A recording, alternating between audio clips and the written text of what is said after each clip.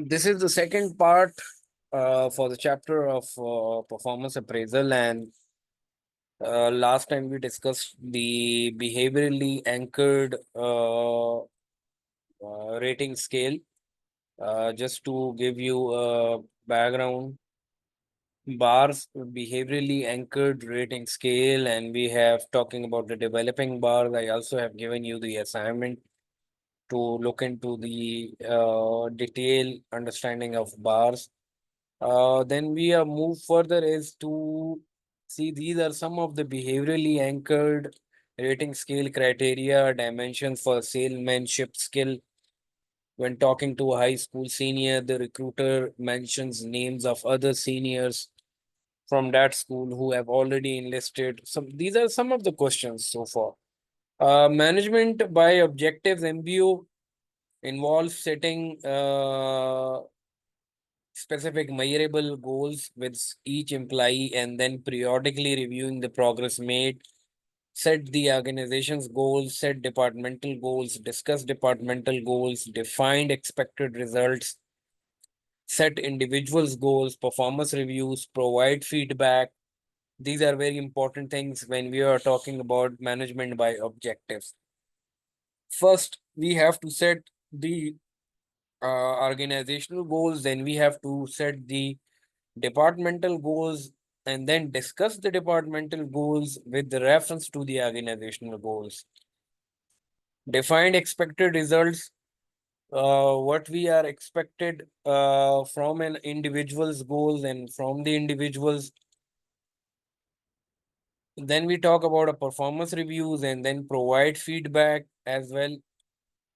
What are the feedback from an individuals and from take the feedback from the individuals. So you we have to see it, the overall performance of the. Then another thing is the computerized and web-based performance appraisal. Performance appraisal software programs keep notes on subordinates during the year, electronically rate employees on a series of performance traits, generate written text to support each part of the appraisal, electronic performance monitoring EPM, having supervisors electronically monitor the amount of computerized data uh, an employee is processing per day and thereby his or her performance. Nowadays, there are many applications available and there are many softwares available through which organizations monitor the performance, real-time performance of an employee. Specifically, one of the tool, as I know it, the Hub Staff monitoring software. This is one of the tools through which you can evaluate remote employees, that how much they are working in their respective environments and how accurate their performance is. But to be very honest, you cannot 100% monitor the performance of remote employees. You can control them through these softwares by 80 by 70 or 75% of their real-time monitoring.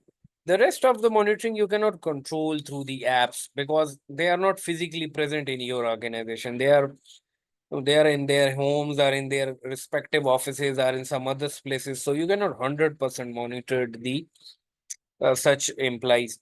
However, organization achieve their respective goals, organization achieve their departmental goals as well. Previously, we discussed about MBO.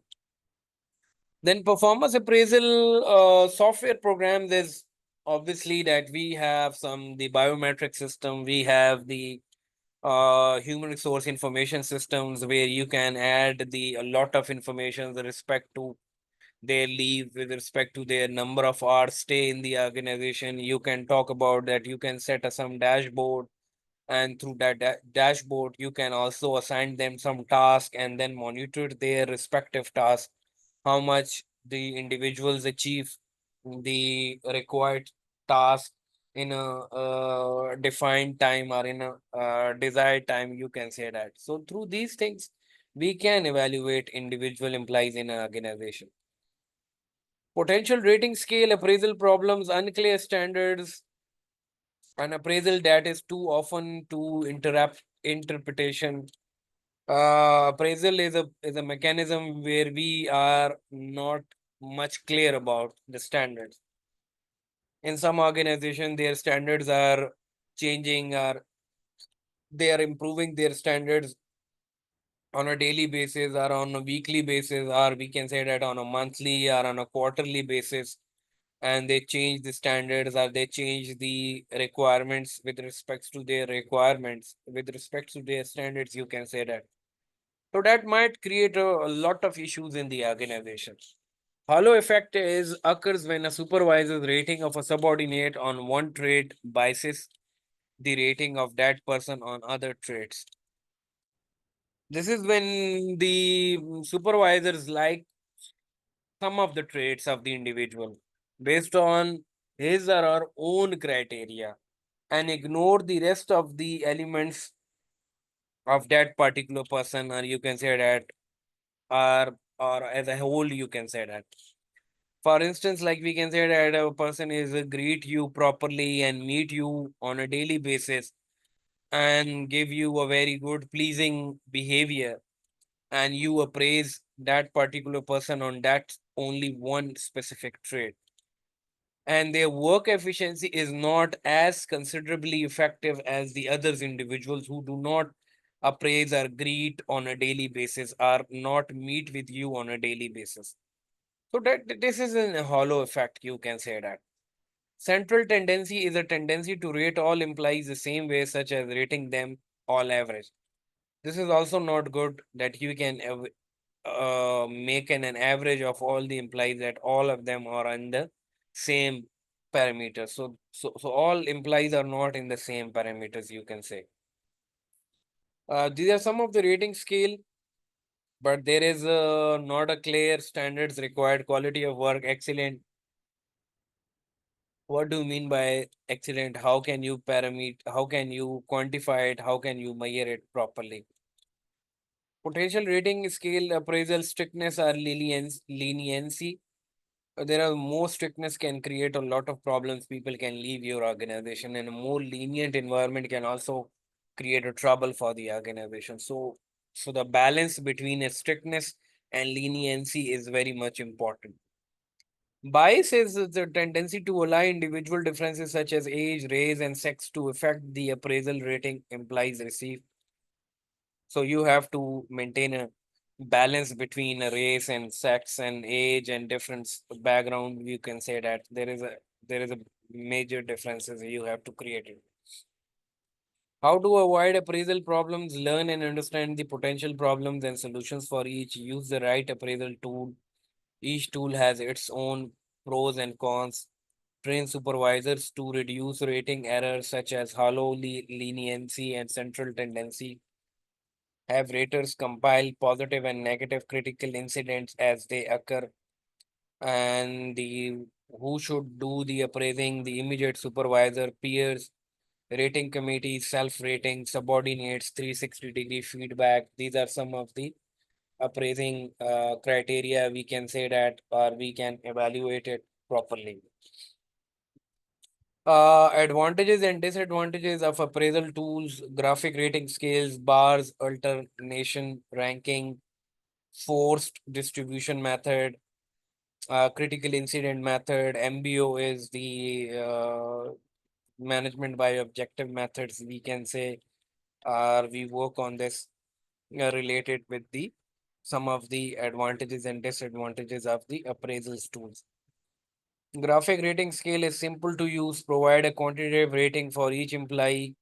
Standard may be unclear sometimes. Bars is provide behavioral anchors. Bar is very accurate, difficult to develop. How can you develop it? How can you develop the scale for the behavior of individuals? So that is a difficult, but that can a very good, and as well as for the jobs requirement is considered as. Force distribution is end up with a predetermined number or percentage of people in each group. Implies appraisal results depend on your choice of cutoff points. So we have to set some cutoff points. So that cutoff points might create troubles for the individuals in the organization. Rank them and higher difficult to rate or rank implies relative to one another. In some of the cases, it's difficult, but in some of the cases, it's quite possible. MBO is a time consuming process, and these are the tied to jointly agreed upon performance objectives. So, this is very important. Advantages and disadvantages of every specific scale. You have to go through with this. That might be considerable for as important part of your course as well, for this chapter as well. The appraisal interview, type of appraisal interview: satisfactory, promotable, satisfactory, not promotable, unsatisfactory, correctable, unsatisfactory, uncorrectable. There are some things which are correctable, there are some things which is not correctable. Satisfactory is also in case when you are satisfied, you can promote.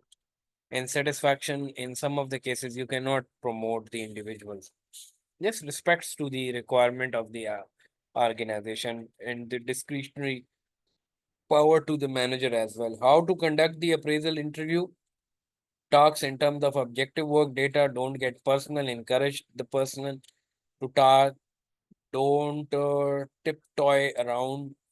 You can say that in the discussions of the appraisal review and in the appraisal interview.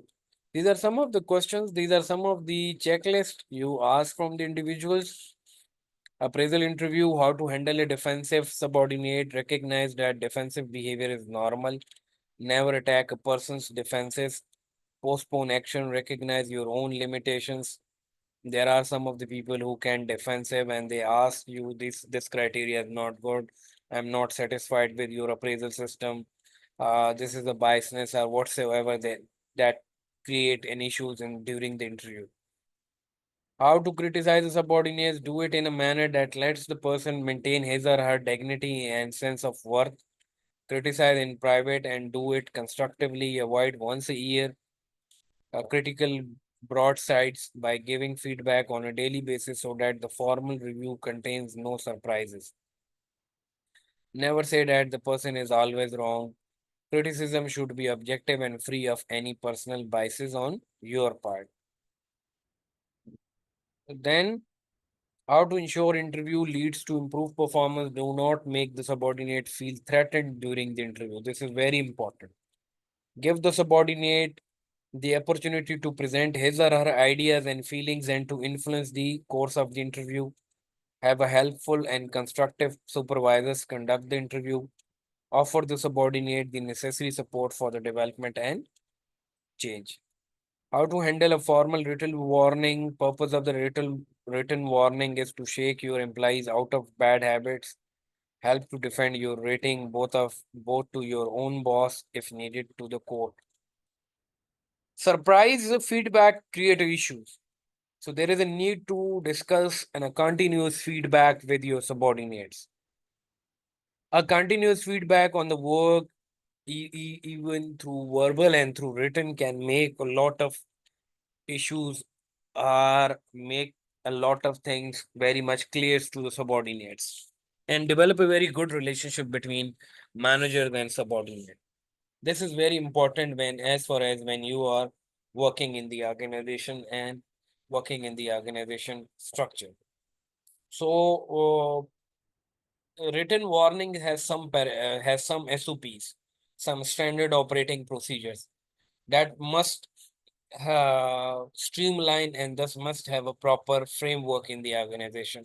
Afterwards, you can focus on the criteria, and then afterwards, you have some procedures to follow up in a very good manner. Written warnings should identify standards by which employee is judged, make clear that employee was aware of the standard, specify deficiencies relative to the standard, indicate implies prior opportunity for correction. This is also very important things when we talk about a written warning should we identify these parameters as well. Clear the total performance management process. What is our strategy? What are our goals? What does this mean for the goals? And we set for our employees and for how we train, appraise, promote, and reward them. what will be the technological support requirements. These are also another things which relates to the total performance management process. Other thing is the TRW's web-based performance management system. This can be excluded from your course and this cannot be prepared for the examination as well. HR scorecard, this also cannot be covered. These are the key terms which we discuss in this course in this part of the this concludes our this part of the this chapter and concludes the chapter number 9. If you have any questions, please ask from me so we can discuss it through online class or through WhatsApp, whatever the medium you like. Please ask if you have any ambiguity, any questions so far. Thank you very much and goodbye.